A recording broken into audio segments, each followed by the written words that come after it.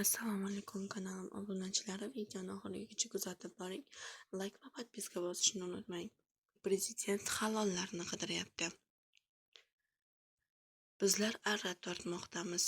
Arramizning tishi yo'q. Nega arrang tishi yo'q deb so'raydigan kishi yo'q. Chunki bizlar anoyimiz, pishib ketgan ko'zimiz, arra tushgan o'sha shoxda o'ltiribmiz o'zimiz. Ko'chalarda biz poraxo'rlikka qarshimiz, korrupsiyasiz jamiyat quramiz deb yozilgan shoirlarni ko'rganda, korrupsiyaga qarshi kurash uchun millionlab sarflab o'tkazilgan tadbirlarni ishtirok etganda, negadir O'zbekiston xalq shoiri Erkin Vohidovning mana shu misralari yodga tushadi. Marhum shoirimiz 1991-yilda qalamidan to'kilib, bu so'zlar va uning ortida yashiringan kosa tagidagi nimkosa g'oya hamon aktual. Yangi O'zbekiston korrupsiyaga qarshi kurashyapmiz deb qancha bong urmasin, natija maqtagulik emas. Aksincha, korrupsionerlar ham poraning miqdori ham oshib boryapti. Prezident Shavkat Mirziyoyev esa bularni biladi va mamlakatda korrupsiyaga qarshi kurashdan umuman qoniqayotgani yo'q.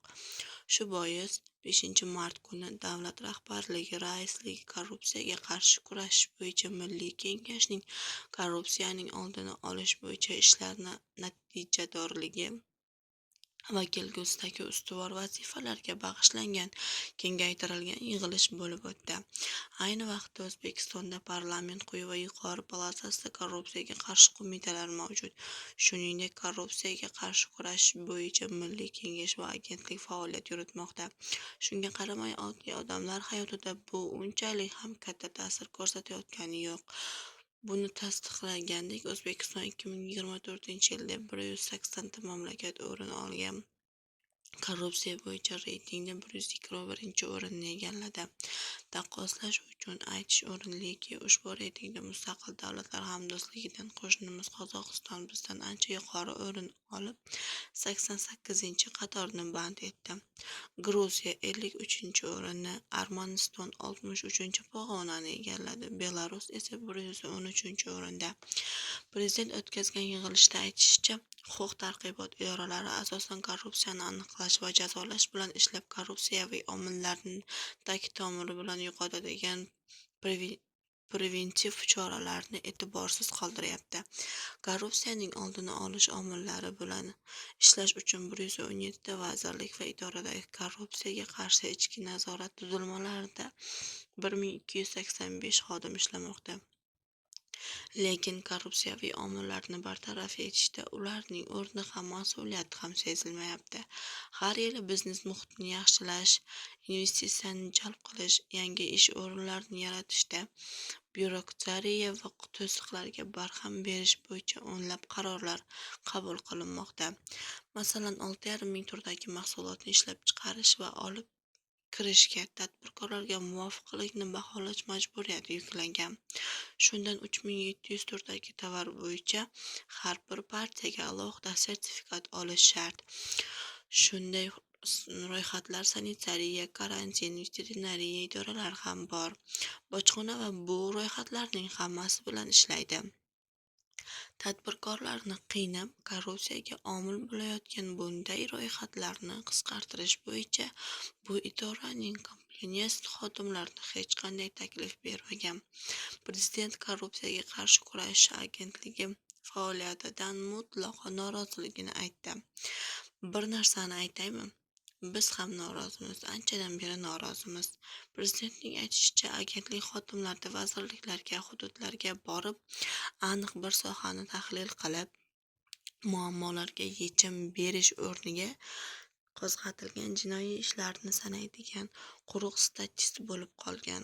Prezidentga ko'ra, agentlik rahbariyatining korrupsiya holati eng ko'p bo'lgan tuman sog'liqni saqlash bandlik bo'limi yoki bank filialiga borib, holatni o'rganmagan, yangi zamonaviy tizim bo'yicha taklif bermagan ushbu sohalarning bevosita rahbarlari esa o'z tizimini korrupsiyaning xoli qilish ishlarini sust bajargan yoki umuman bajarmagan.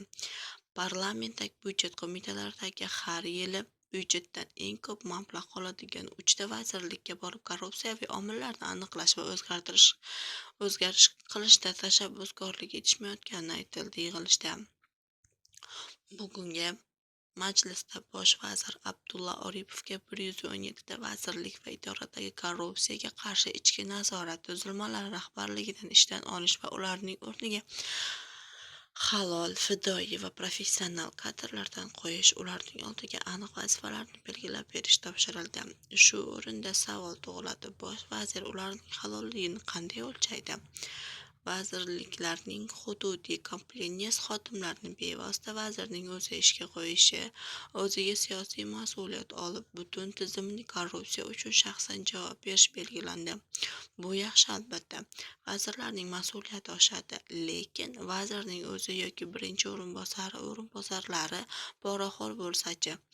Onangni qozi so'ksa, dardingni kimga aytasan, deganlari shu emasmi? Prezident Mirziyoyev yig'ilishda korrupsiyaga qarshi kurash agentligining ish uslubi mutlaqo o'zgarishini aytdi. Buning uchun tajriba tariqasida 5 idora — Sog'liqni saqlash, qurilish, suv xo'jaligi vazirliklari, O'zbekneftgaz va O'zsuv ta'minotining kompaniyasi nazorati agentlikka o'tkazildi. Yil yakuni bilan vazirliklarda qancha korrupsiyaviy omillarni bartaraf qilingani, odamlarga qanday yengilliklar bo'lgani haqida Milliy kengashga hisobot berildi. Shuningdek, agentlik vazir hokimlar bilan birgalikda har chorakda korrupsiyaga yuqori bo'lgan kamida 3 sohada tumangacha tushib, maishiy va tizimli korrupsiya omillarini chuqur o'rnatadi. Tahlillar asosida qaysi jarayonni raqamlashtirish, qaysi byurokratik tartibni bekor qilish bo'yicha aniq choralarni ishlab chiqadi. Aytilishicha, korrupsiyaviy jinoyatning 75% tuman va mahalla maishiy korrupsiya shaklida sodir etilayotganmish. Xususan, infratuzilmaga ulanish, litsenziya olish, imtiyozli kredit ajratish, ishga qabul qilish, malaka oshirish kabi yo'nalishlarda korrupsiyaga omillar ko'p. Prezidentning fikricha, tergovchi, prokuror va sudyalar qo'lidagi ish bo'yicha idoralarga taqdimnoma va xususiy ajrim kiritishdan nariga o'tmayapti. Ularning muhokamasi ham javob, ham quruq rasmiyatchilik.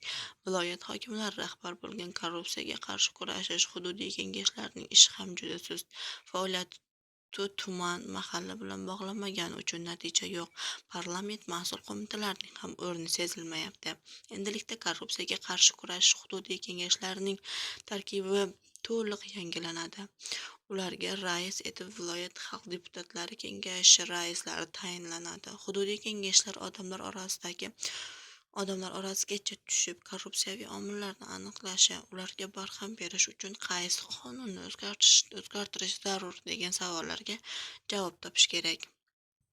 Kengashlar har chorakda kamida bitta sohada korrupsiyaviy omillarni bartaraf etish, qonun ustuvorligi, jazo muqarrarligini ta'minlash bo'yicha Milliy kengashda taklif kiritadi. Ko'ramiz, kirita olarmikin. Yig'ilishda Vazirlar Mahkamasiga tizimning korrupsiyani bilib-bilmaslikka, ko'rib-ko'rmaslikka olib bergan inspeksiya rahbarlari ishiga baho berib, 2 haftada korrupsiyaviy omillarni bartaraf etish bo'yicha har biriga aniq vazifa qo'yish topshiriladi. Har oyda bittada inspeksiya faoliyati tanqidiy ko'rib chiqiladi va ulardan qattiq so'rov qilib boriladi, deydi xabarlarda. Bizni kuzating va yangiliklardan bahramand bo'ling. Like bosib obuna bo'lishni unutmang. Xayr, salomat bo'ling.